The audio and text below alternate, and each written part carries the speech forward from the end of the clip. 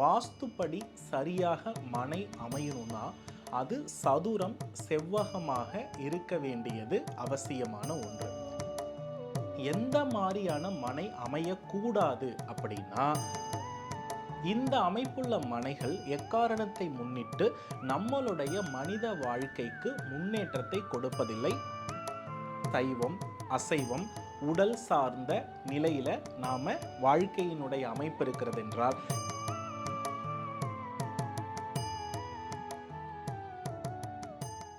ஸ்ரீ குருப்பியோ நமஹா, ஸ்ரீ மாத்ரே நமஹா, ஓம் அகத்தீசாயை நமஹா. இறையடியார்கள் அனைவருக்கும் அன்பான வணக்கங்கள். பிரணவ வாஸ்துவின் அடிப்படையில் மனைகளை எவ்வாறு தேர்ந்தெடுக்கணும் அப்படின்றத இந்த பதிவில் பார்க்க இருக்கிறோம்.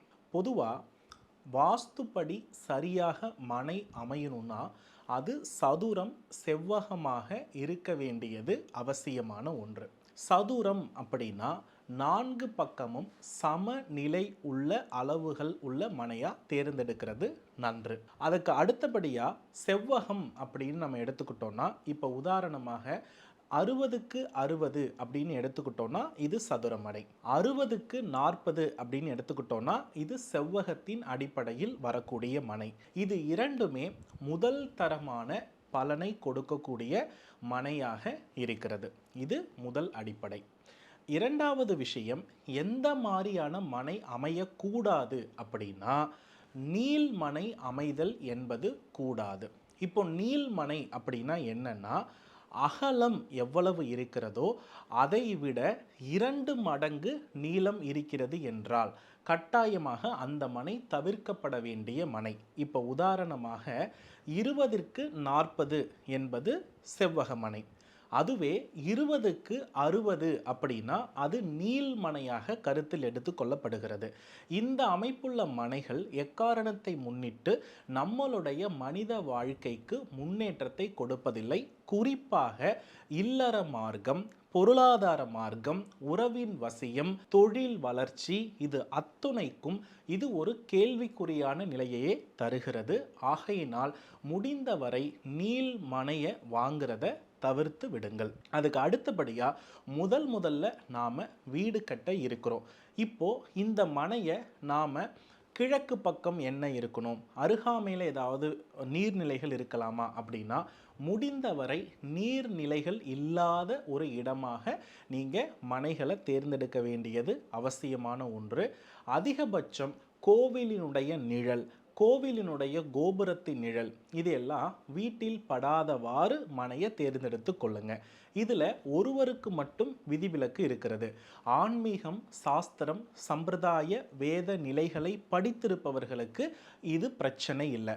ஆனால் நடைமுறை வாழ்க்கையில் சத்திரிய தர்மம், அதாவது சைவம் அசைவம் உடல் சார்ந்த நிலையில் நாம் வாழ்க்கையினுடைய அமைப்பு இருக்கிறது என்றால், இவர்கள் எல்லாம் கோவிலோடு ஒன்றிய இடத்தில் மனை அமைப்புகளை வாங்குவதை தவிர்த்து விடுவது நல்லது. மூளைத்திறனை மட்டும், ஆன்மீக அறிவில் தொடர்பில் இருப்பவர்களுக்கு மட்டும் கோவில் தொடர்புடைய இடங்கள் நன்மையை கொடுக்கும். அதே போல ஒரு மனை சமமில்லாத அளவுகளை பெற்றிருக்கிற பட்சத்தில் அதை நாம் தேர்ந்தெடுப்பதை தவிர்த்து விட வேண்டும். நமக்கு உதாரணமாக இப்போ தெற்கு பக்கம் ஒரு 40 அடி இருக்கிறது அப்படின்னா, இந்த இடத்துல வடக்கு பக்கம் பார்த்தீங்கன்னா ஒரு 35 அடி இருக்கும். இது மாதிரியான மனைகளை கட்டாயமாக என்ன பண்ணணும்னா தவிர்த்து விட வேண்டியது அவசியம். அப்படி இல்லைன்னா நாம் மனைகளில் சில பகுதிகளை சரிசமப்படுத்தி சில பகுதிகளை வெளியிலேயே நாம் கழித்து விட வேண்டிய நிர்பந்தம் ஏற்படும். அது உங்களுக்கு ஓகே அப்படின்னா இந்த மாதிரியான மனைகளை தேர்ந்தெடுத்து மனைகளுக்கு பின் அதை சமபக்கம் உள்ள மனையாக நாம் மாற்றிவிட்டு மீதம் இருக்கக்கூடிய காலி இடங்களை எந்த விதத்திலும் காம்பவுண்டோ அல்லது வேலிகளோ போட்டு பாதுகாக்காம அருகாமையில் இருப்பவரிடம் விற்றுவிடலாம். இல்லைன்னா அதை அப்படியே காலியை போட்டு விடணும். இப்படி நடைமுறைப்படுத்துறது தான் அந்த மனைக்கு ஒரு நல்ல சாத்தியக்கூறுகளை வழங்கும்.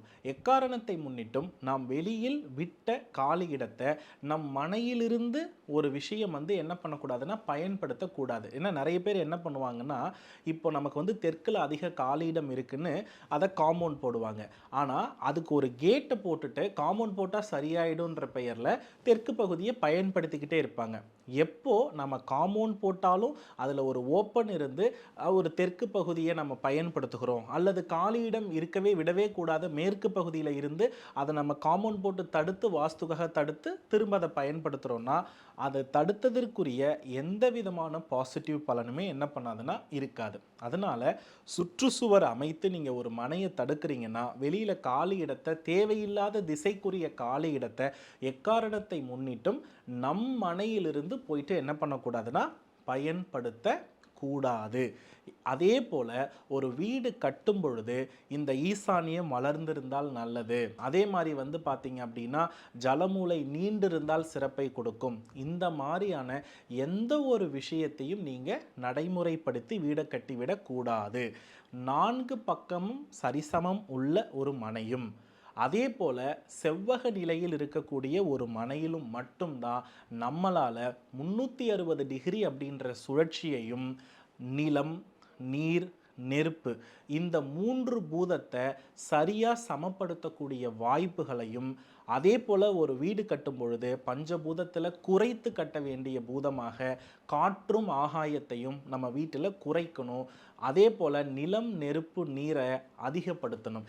இந்த அமைப்பை நமக்கு பேலன்ஸ் பண்ணி தருறது செவ்வகமும் சதுரம் மனை மட்டும்தான். நீள்மனை அப்படின்னு வரும்பொழுது இந்த நெருப்பு, நிலம், அதற்கு பிறகு நீர் இந்த 3 பூதமும் அடி வாங்கிடும். காற்றும் ஆகாயமும் அதிகமாயிடும்.